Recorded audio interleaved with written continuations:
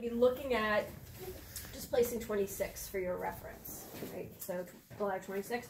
So we know we have a spine, and then this place right over here is more or less, right, here's the lateral or medial edge of her scapula, and we're coming on down.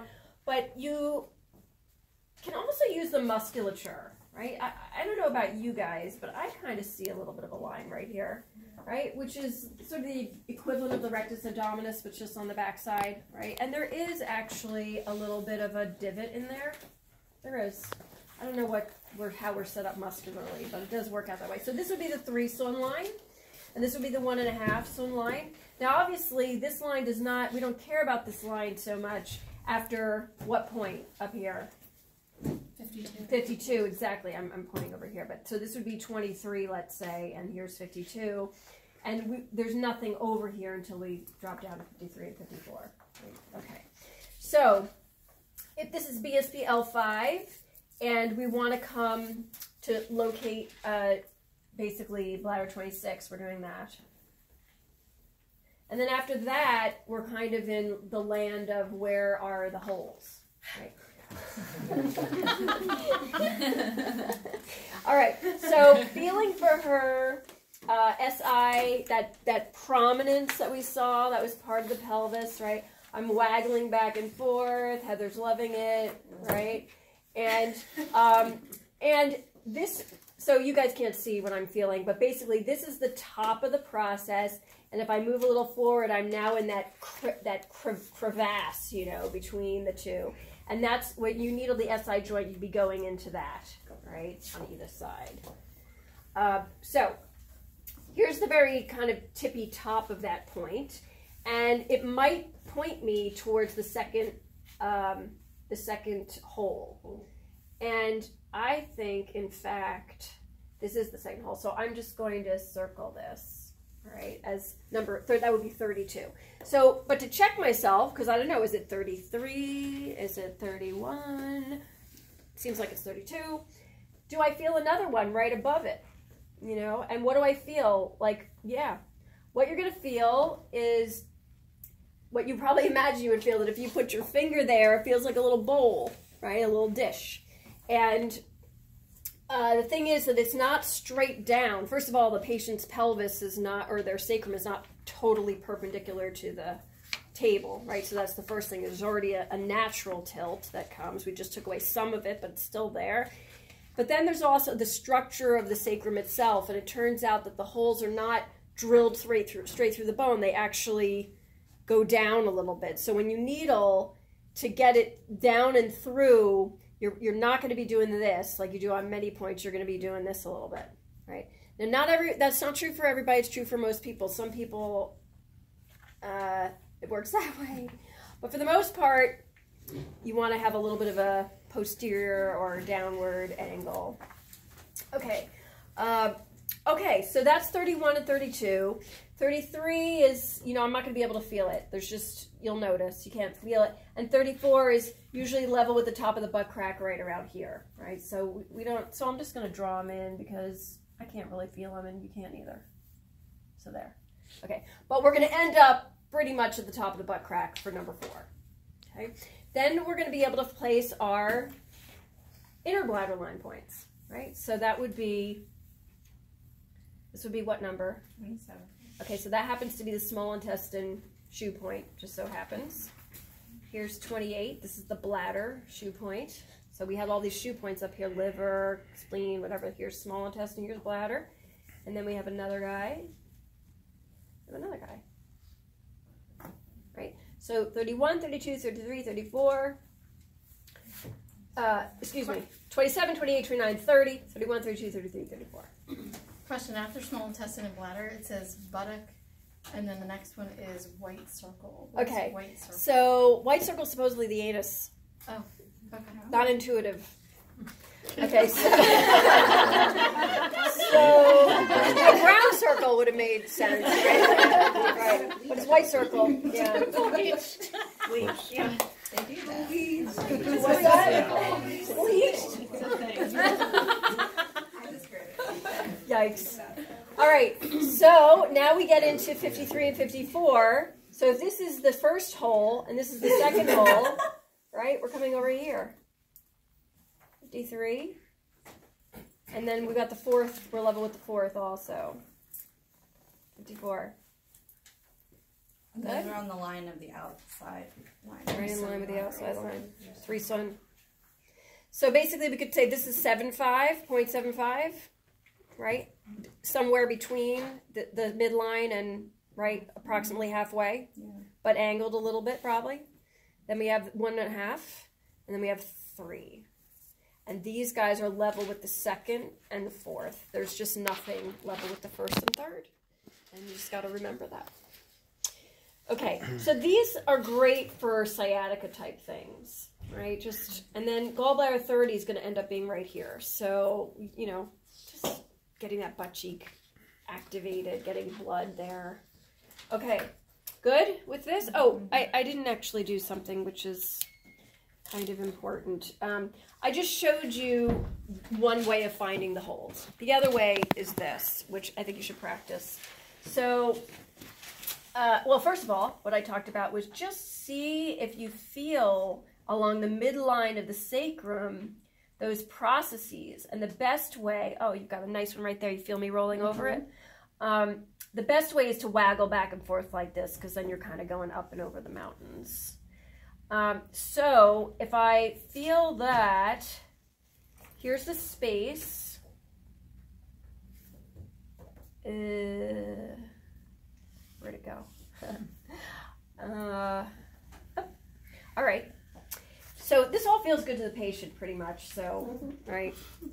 Okay, so what we're going to do, since I can't really, I felt one, I certainly didn't feel the rest.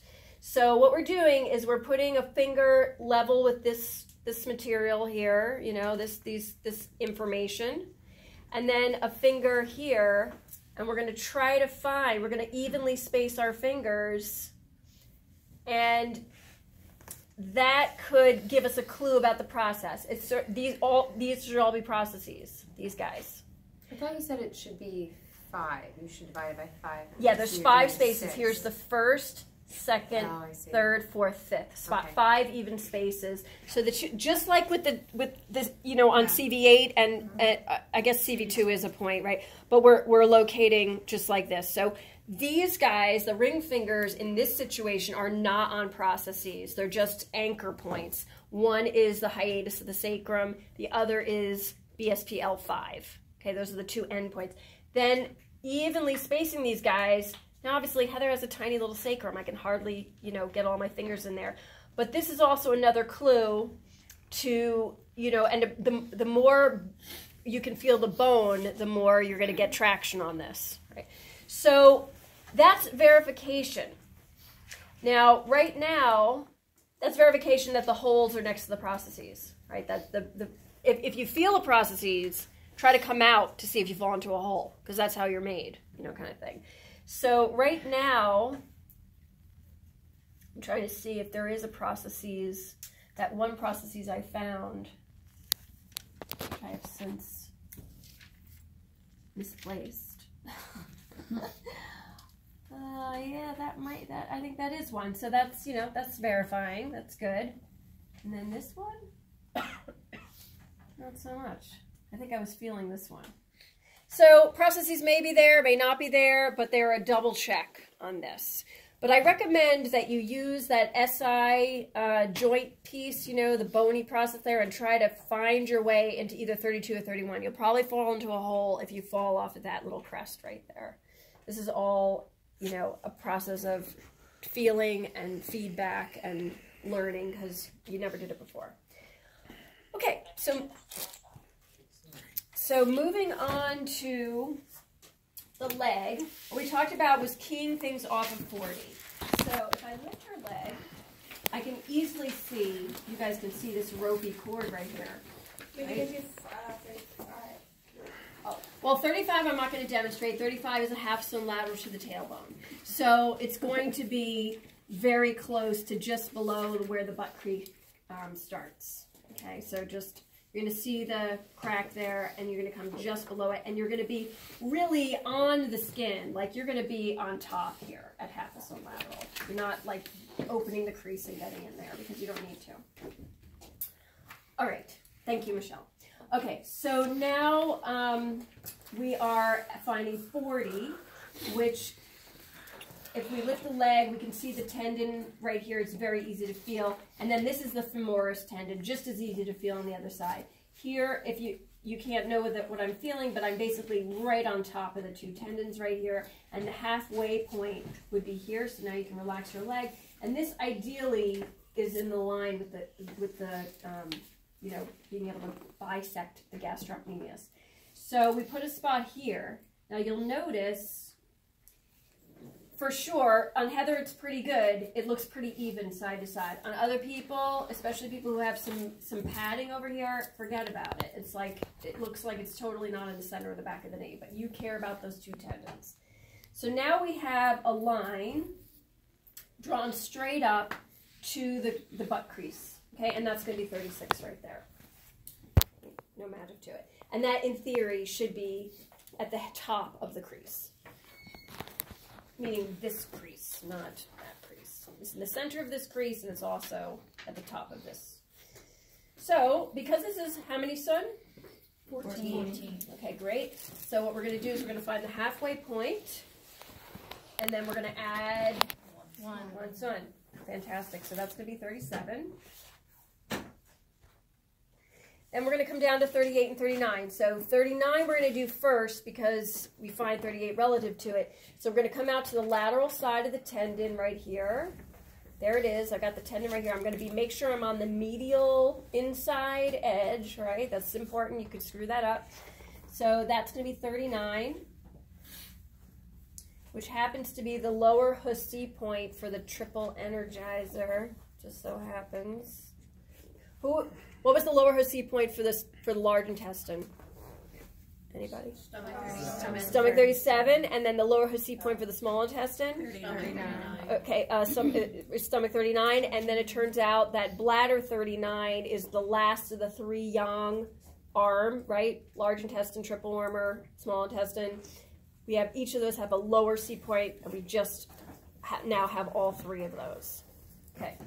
So that's 39, and then 38 is one sun above that, also on the medial border of the... Good. All right. Next, we're going to go down to basically fill in 55, 56, 57. So how do we do that? Well, what we care about is the fact that there is 8 sun from basically bladder 60, right, to the knee crease. Yeah? 16. 16. What did I just say? 8. Thank you. It's 16 But 57 sun, is 8 sun. and we divide that in half, and we're going to find the midpoint, which is right there on her, right there, her low back. So notice, as I said, that 57 is often at the base of the gastrocnemius, and in Heather's case, it absolutely is. So I'm going to mark that as the midpoint, right, of this and this. Then what I'm going to do is I'm going to say, all right, I'm going to divide this distance in half, and then this distance in half again to get 55, which is 2 sun below 40. And then I'm going to take this distance and divide that in half, and that's going to give me 56. So now we have 55, 56, 57. Does anybody need me to go over that again? Very beautiful. So 58, I guess, I mean, it's on, I'm going to be out here, so how do we want to organize ourselves? You guys can't see unless I do it over here. Should I do it on both sides? No, I don't want to take the time to do that. We'll turn around. So, what's that? Yeah. You come around. Come on around. All right, so. No, you're fine. You stay. So, oh, look at this. This is not something I see every day. That's for sure. This dog face when I'm doing this. All right, so here we have, I've just identified 57 again. So as best you can, Heather, could you, yeah, just do that. That's just helpful. So here's 60. We'll just fill that in. Here's the Kunlun Mountain, right? We're going to come down and we're going to slide into the valley. We don't want to be too far back next to the Achilles, right? We want to be really in the deepest part right there. There's 60.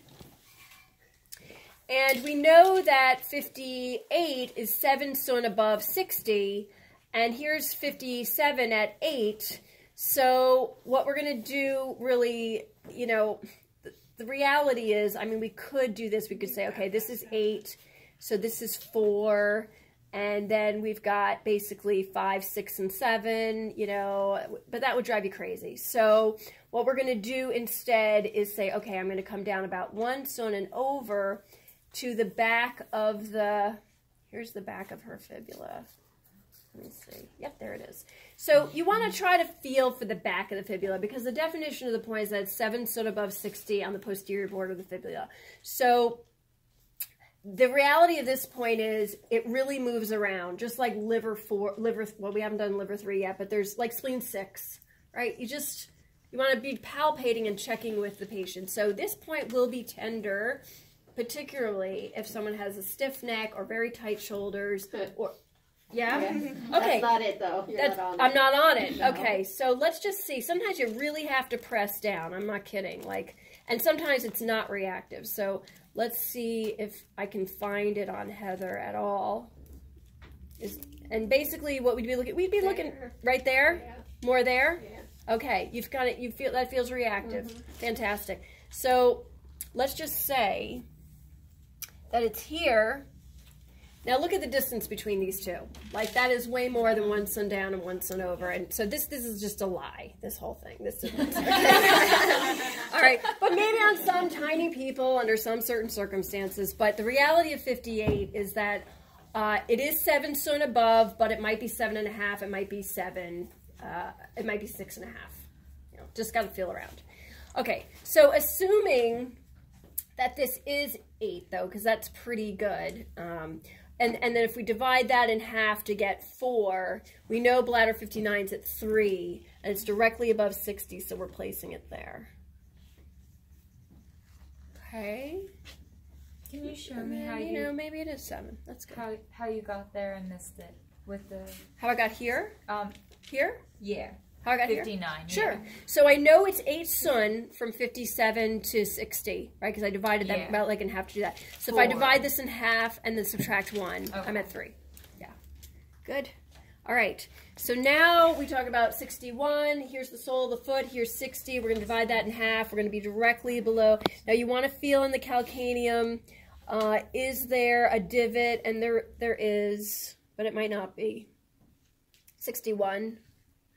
So I think that 61, no, it's tender. It's not the sheet cleft point, but it is a little sore. Doesn't feel nice. Doesn't feel nice. No, it's unpleasant.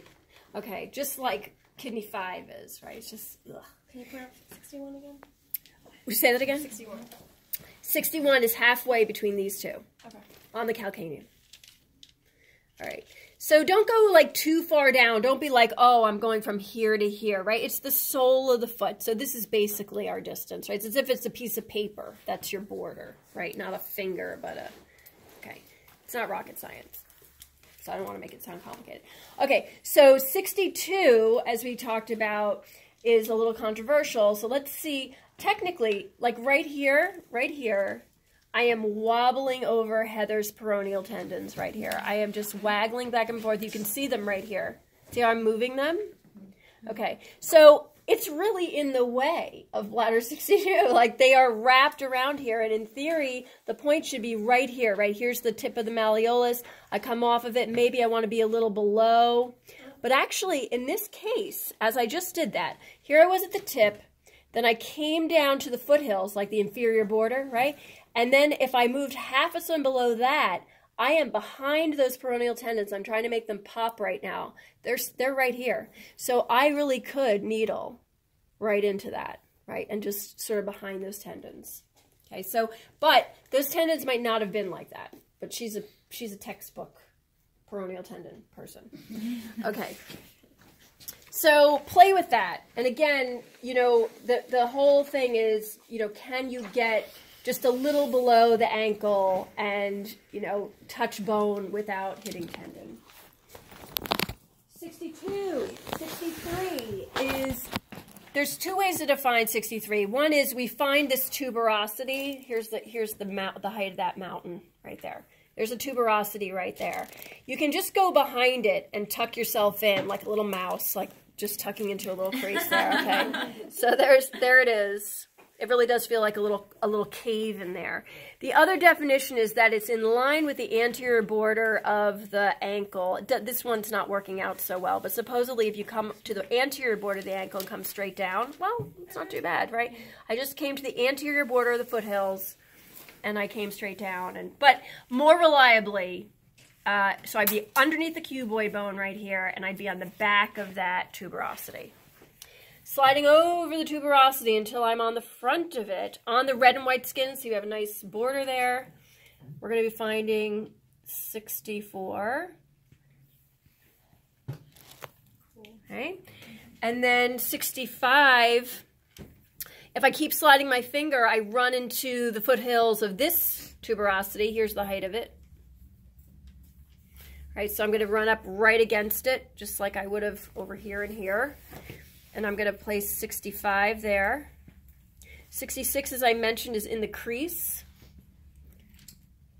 of the pinky and the foot itself. And then we have 67. All the way around to kidney 1, eventually. Okay. Any questions?